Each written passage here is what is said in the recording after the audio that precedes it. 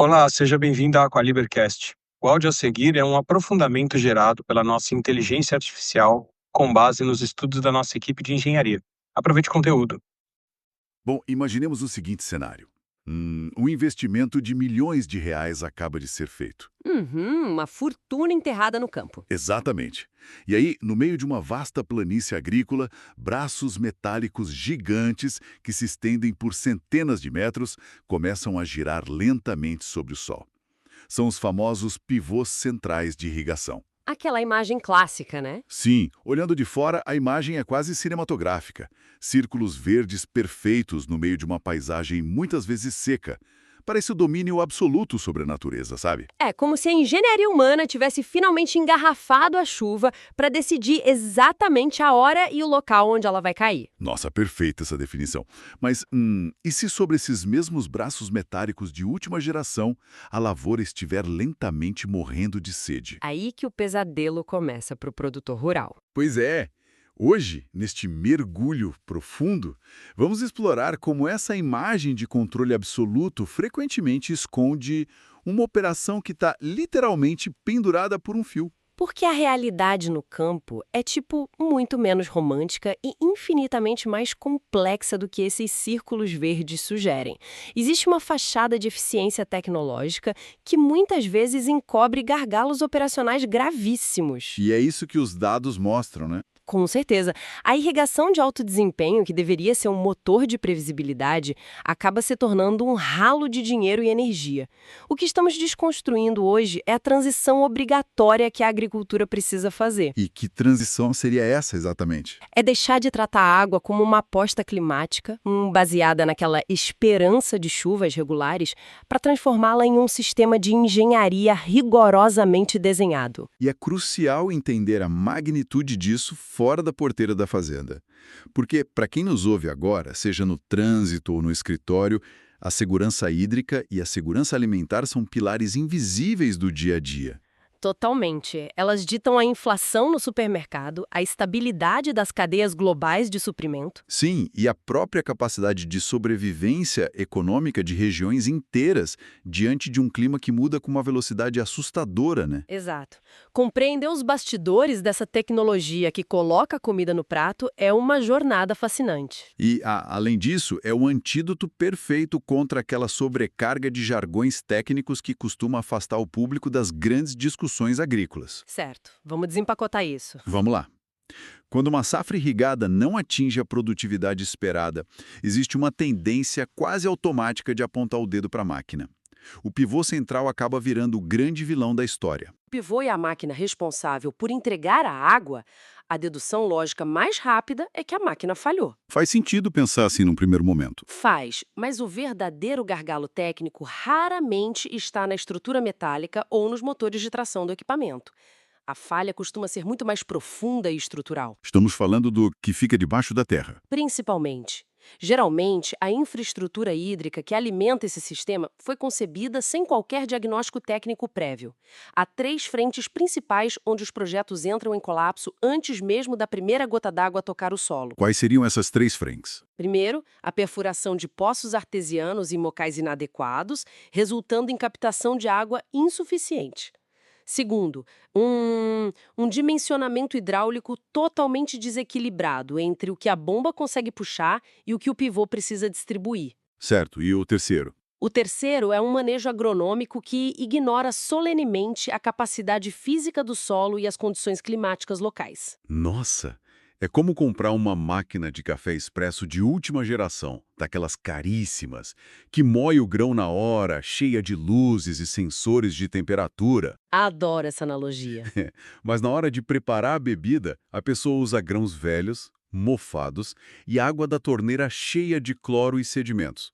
Quando o café sai intragável na xícara, a primeira reação é culpar a máquina. É exatamente isso. Só que a máquina fez exatamente o trabalho mecânico para o qual foi programada. Foram os insumos e a infraestrutura básica por trás dela que já estavam comprometidos desde o início. Essa analogia da máquina de café ilustra muito bem o ponto da entrega mecânica versus a qualidade do insumo. O pivô central atua estritamente como um vetor de entrega. Ele só leva a água de um ponto ao outro. Sim, e se a fonte subterrânea não tem volume constante, ou se a tubulação até o campo causa uma perda de carga massiva, o vetor se torna inútil. E o agravante no campo é que não estamos falando de um café ruim, né? Definitivamente não. Estamos falando de milhares de hectares de soja, milho ou pastagem perdendo sua janela de viabilidade biológica. O prejuízo é incalculável. Mas por que tantos sistemas milionários ainda são subaproveitados dessa forma? Digo, considerando o capital intensivo necessário para montar uma operação dessas, é apenas uma lacuna de conhecimento técnico na gestão? Olha, tem a ver com isso, mas vai além. Ou o problema persiste justamente por ser invisível, por estar literalmente enterrado debaixo da terra? O que é fascinante aqui é que a invisibilidade da água subterrânea criou historicamente uma cultura de tolerância ao risco baseada no puro olhômetro. O famoso achismo, né? Exato. Durante décadas, a agricultura pôde se dar ao luxo de depender da experiência empírica, porque os ciclos de chuva eram mais complacentes. Mas no cenário atual, observamos um padrão climático implacável. Chuvas totalmente fora de época. Sim, chuvas extremamente concentradas em curtos períodos, seguidas de estiagens severas e imprevisíveis. Nesse contexto, o risco operacional de depender de um poço mal avaliado sobe vertiginosamente. A conta não fecha mais. Não fecha. A água precisa deixar de ser uma variável climática solta e passar a ser uma estratégia de engenharia calculada ao milímetro. O produtor necessita da garantia matemática de que o poço entregará uma vazão estável durante o pico de demanda da planta. E de que a motobomba operará no seu ponto de maior eficiência energética, certo? Com certeza. Se a raiz do problema está escondida sob camadas e camadas de rocha e solo, não faz sentido investir milhões voando às cegas. Como é que se descobre onde investir sem depender de adivinhação? Porque aqui é onde a coisa fica realmente interessante. Antes de qualquer broca perfurar o solo, existe uma fase preparatória, não é? Sim, a chamada prospecção geofísica. É basicamente como fazer uma tomografia computadorizada do terreno. Caramba! Uma tomografia da Terra? Como isso funciona na prática? A comparação com a medicina diagnóstica é muito precisa. A geofísica aplica princípios físicos, tipo a resistividade elétrica ou a propagação de ondas eletromagnéticas, para ler a estrutura do subsolo. Então enviam sinais para o chão? Isso.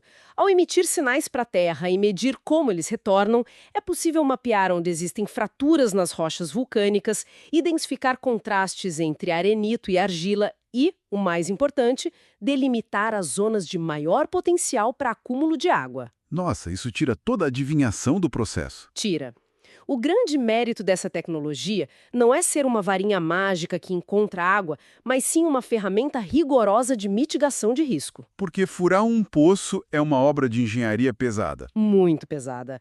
E caro. Exato. Custa caríssimo, exige maquinário pesado e consome muito tempo.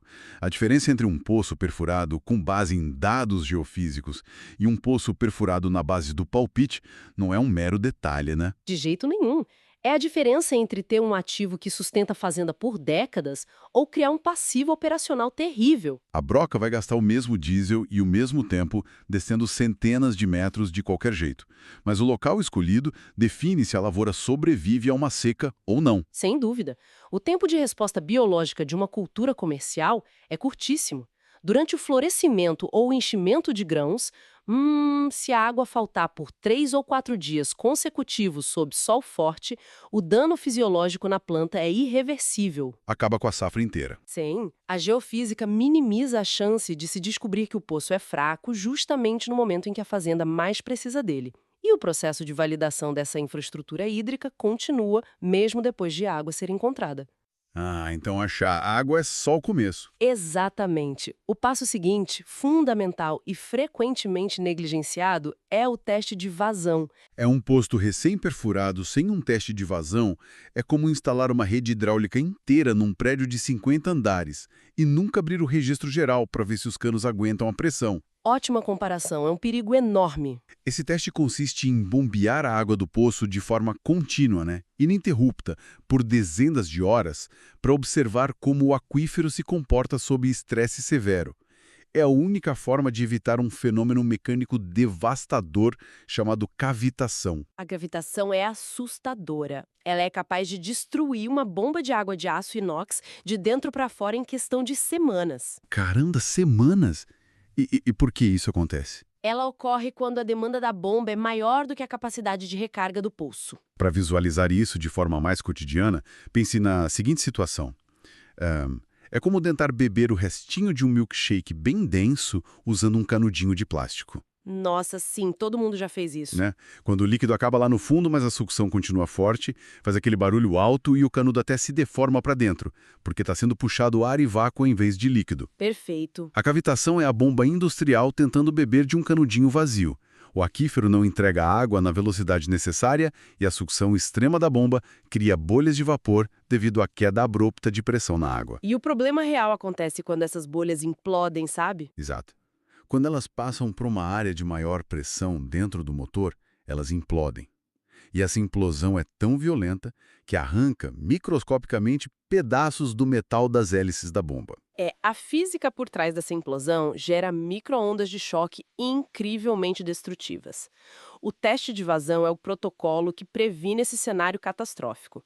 Ele estabelece o limite seguro de extração, E como eles medem esse limite? ao medir o chamado nível dinâmico da água, ou seja, até onde a coluna de água desce dentro do poço durante o bombeamento pesado e em que ponto ela estabiliza.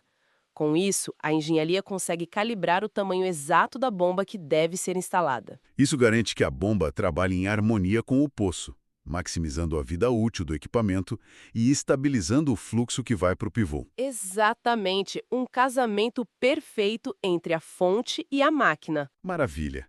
Então o subsolo foi mapeado com precisão, o poço foi perfurado no lugar perfeito, o teste de vazão garantiu a bomba correta e a água está finalmente na superfície pronta para ser usada. Jogo ganho, certo? Absolutamente não. Pois é, porque se essa água for despejada de qualquer maneira em cima da terra, um novo desastre financeiro se inicia. E isso nos leva ao casamento obrigatório entre a engenharia hidráulica e a agronomia do solo. Isso levanta uma questão importante sobre a dinâmica da irrigação. O sucesso de todo o esforço para captar a água depende inteiramente de como a camada superficial do solo consegue recebê-la e armazená-la. Espera aí, a água não é sempre uma coisa boa para a planta? O senso comum diria que quanto mais água jogar em cima da terra, melhor, não é? É o que muita gente acha. Mas a métrica que rege essa relação é a capacidade de água disponível, a chamada CAD. Ela define o tamanho da caixa d'água invisível que existe no próprio terreno entre um ciclo de irrigação e outro. Então, solos diferentes precisam de tratamentos diferentes. Sim, o erro mais comum na gestão agrícola é tratar manchas de solo diferentes com a mesma configuração mecânica do pivô. Aplicar a mesma quantidade de água, a mesma lâmina em diferentes tipos de solo gera reações completamente opostas. Pense na diferença entre tentar encher uma esponja de pia e tentar encher um balde cheio de furos. O solo rico em argila é esponja. Ele tem microporos que agarram as moléculas de água e seguram a umidade por dias, permitindo que a raiz beba no seu próprio ritmo. Exato, ele retém muito bem. Já o solo arenoso é o balde furado.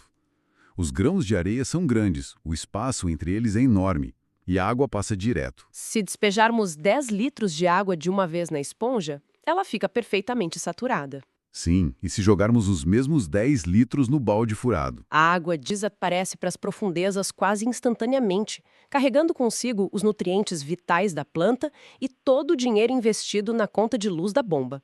E o pior, a planta continua com sede. Essa descrição do balde furado é o retrato exato do processo de percolação profunda. Em solos arenosos de baixa retenção, a água aplicada em excesso simplesmente ultrapassa a zona das raízes e vai embora. É dinheiro jogado pelo ralo, literalmente. É por isso que a eficiência real da irrigação se encontra nas respostas para 3 perguntas cruciais: quando aplicar, quanto aplicar E como aplicar? E como isso muda dependendo do solo. No caso de um solo arenoso, a engenharia agronômica exige que a lâmina de água seja fracionada. Em vez de uma aplicação pesada, o pivô deve dar voltas mais rápidas, entregando pequenas doses contínuas. Entendi. Aos pouquinhos, para não perder. Isso. Além disso, é preciso levar em conta o clima e a evapotranspiração. Irrigar sob ventos fortes ou no pico do calor do meio-dia significa que boa parte da água evapora antes de tocar o chão. Faz todo sentido. E tem o chuva também, né? Exato. A contabilização da chuva efetiva. Se ocorrer uma precipitação natural, o sistema tem que abater esse volume do cálculo mecânico para não afogar a raiz. E para garantir que a física mecânica acompanhe a necessidade biológica do solo, entra um procedimento cirúrgico chamado auditoria hidráulica. Fundamental. De nada adianta saber que a planta precisa de 5 milímetros de água se os bicos do pivô estão entupidos ou desregulados. A auditoria verifica a pressão da água em cada metro daquela estrutura metálica colossal, né? Se a pressão cai na ponta final do pivô, a distribuição da água fica completamente irregular. Cria-se um cenário bizarro onde o centro da lavoura vira um pântano e a borda vira um deserto. Exatamente isso que acontece. E tem outro extremo também. Por outro lado, se a pressão geral for alta demais, os aspersores transformam a gota de água em uma névoa fina, que o vento leva embora, além de gerar um desperdício monstruoso de energia elétrica na casa de bombas. Operar o pivô dentro da faixa de pressão ideal não é um preciosismo acadêmico. É o ponto de intersecção entre a saúde financeira da fazenda e a produtividade máxima. Uma auditoria hidráulica bem executada alinha o comportamento da motobomba com a curva de demanda dos reguladores de pressão do equipamento. É uma calibração contínua que ajusta o ferro e o aço ao ritmo orgânico da natureza. É quase uma arte, baseada em muita ciência. Mas a natureza muda o tempo todo, né? A temperatura sobe, o vento muda de direção, a umidade despenca e o solo resseca em questão de horas. Como é possível orquestrar esse balé entre as bombas subterrâneas, a pressão dos canos e a umidade da terra em tempo real? Depender da intuição de um operador rodando a fazenda de caminhonete olhando para o céu já não basta de jeito nenhum. A resposta para isso é a telemetria, certo? É a injeção de dados contínuos para criar uma fazenda que não apenas reage, mas antecipa o clima. A introdução da telemetria e da automação é a revolução definitiva nesse setor. Sensores modernos instalados ao longo de toda a cadeia medem o nível do poço, a vazão exata que está passando pelos canos, a pressão em diferentes pontos do pivô e o consumo de energia da bomba segundo a segundo. Ou seja, o escuro vira luz. Torna-se completamente transparente e observável na tela de um tablet ou smartphone. Então, o que tudo isso significa na prática diária de uma operação agrícola? Significa o abandono da lógica da tradição em favor da lógica da engenharia. Deixa-se de lado aquele pensamento de sempre regamos 2 horas por dia nesta época do ano para adotar um modelo preditivo. Com dados correndo em tempo real, o sistema consegue enxergar o invisível. Se a pressão na linha principal sofre uma leve queda às 3 da manhã, a telemetria acusa um possível vazamento ou o desgaste prematuro de uma válvula antes que o sol nasça. E muito antes que uma linha inteira de soja comece a murchar. Se conectarmos isso com a imagem maior, a telemetria não é apenas uma ferramenta de correção de falha, sabe? Ela é a fundação da resiliência operacional. E quando falamos de áreas extensas e de grande responsabilidade financeira, surge o conceito de redundância. Projetos de ponta entendem que depender de um único ponto de captação de água para salvar milhares de hectares é um risco inaceitável. Mas é bom esclarecer que redundância na engenharia não significa rasgar dinheiro construindo infraestrutura duplicada que vai ficar parada pegando poeira. De forma alguma. Redundância inteligente é o desenho de um sistema flexível capaz de absorver choques. Pode significar a construção estratégica de um reservatório de apoio que acumula água nos períodos de sobra para garantir a vazão nos picos de seca. Diversificar as fontes. Isso pode envolver, quando os estudos geológicos e econômicos justificam, a perfuração de poços secundários conectados a uma malha hídrica inteligente. É a combinação de monitoramento ininterrupto com manutenções preventivas sincronizadas com as entre-safras, garantindo que o maquinário nunca falhe no momento em que a cultura mais exige hidratação. E ao longo deste mergulho profundo nas engrenagens ocultas da irrigação, é impossível não notar a ênfase que os materiais complementares dão à estruturação prévia desse sistema, né? O acervo de conhecimento técnico disponível aborda desde guias robustos focados puramente na locação e perfuração de poços artesianos até a execução de captações tubulares profundas. Sim, a base literária sobre isso é riquíssima. E a recomendação direta que emerge dessa literatura técnica é claríssima. Propriedades que dependem de vazões contínuas e confiáveis para manter o negócio de pé não devem operar na incerteza. A diretriz principal é buscar um mapeamento geofísico de campo detalhado, não é?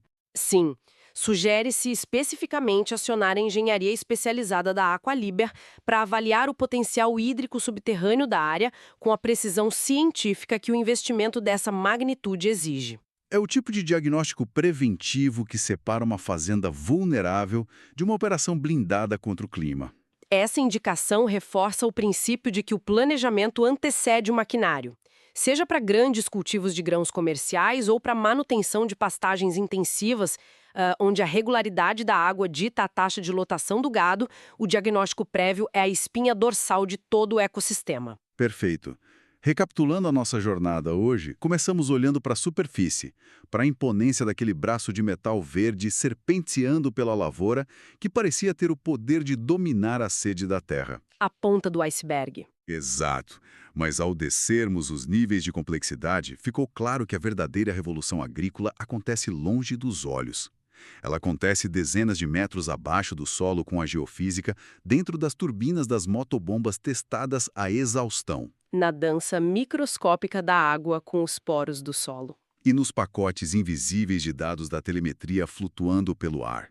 A água deixou de ser uma dádiva imprevisível para se tornar um ativo rigorosamente orquestrado. A constatação inevitável é que, no cenário moderno de extremos climáticos, a segurança não é uma condição passiva. Segurança é inteligência ativamente aplicada. Com certeza. Requer a coragem de auditar o próprio solo, de medir cada gota bombeada e de integrar física, engenharia e biologia em um sistema único de alta previsibilidade. O próprio significado do que consideramos valioso na Terra. Pensemos sobre a evolução do valor imobiliário rural.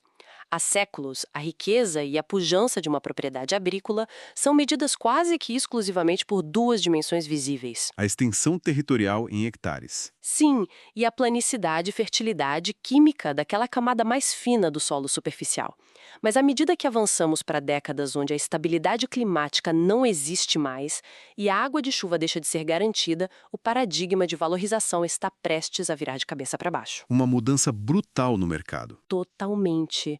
Se a água se torna o ativo mais planejado e auditado de uma operação, como fica o conceito de terra produtiva?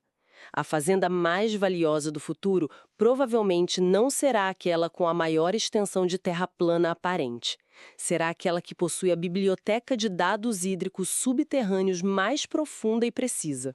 Nossa, isso é poderoso. O valor deixará de estar apenas na superfície para se concentrar na precisão da tomografia tridimensional do seu subsolo, capaz de garantir resiliência hídrica total, independentemente de quantos meses o céu fique sem mandar uma gota de chuva. É a transferência do valor imobiliário da terra visível para o oceano invisível e mapeado que corre embaixo dela.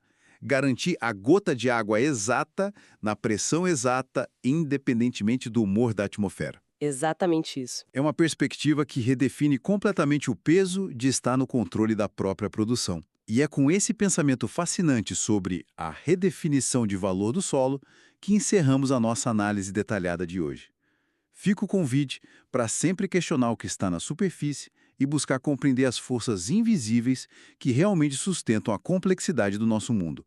Um abraço e até a próxima exploração. Gostou desse aprofundamento? Não tome decisões no escuro. Na descrição desse episódio tem um link direto para o nosso WhatsApp. Fale com a equipe da Aqualiber e garanta a segurança do seu projeto hídrico.